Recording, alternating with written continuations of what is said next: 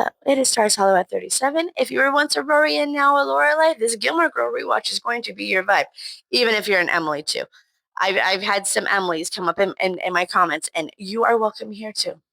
And talking of Miss Emily, this episode, her world is literally turned upside down. We all know how she feels about her mother-in-law.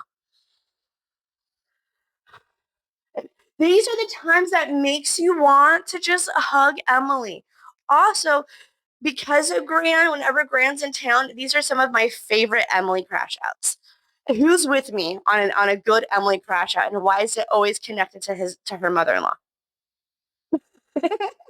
Okay, so long story short, on her world being turned upside down by Gran is, well, Gran rents her house that's out here in Connecticut to the band Corn. Yes, that Corn. And they move out, and she decides, you know what? Like, let me just move here. My health's not good. I want to be next to my immediate family, yada, yada, yada. That's how her world gets turned upside down. And I don't remember how this goes, but I do remember Richard mourning his mother's um I'm not going to say the D word because of algorithm reasons, but you know. All right. And then the other side of this is Jess. I did not realize how much Jess was trying to get into Rory's pants.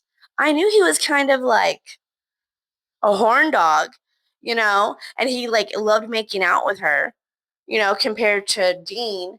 But literally every time that they're almost alone long enough and he gets that chance, something or someone comes in and like ruins it, and they're like they have to like divide, they have to separate, right?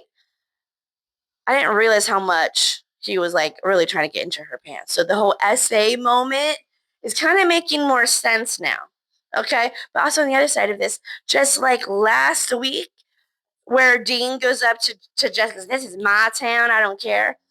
Well, he tries to be all tough. Jess tries to be tough with Dean, and Dean hits because, well, I'm just doing what you were. I'm just friends with Rory, like you were friends with Rory, and look how it turned out for you.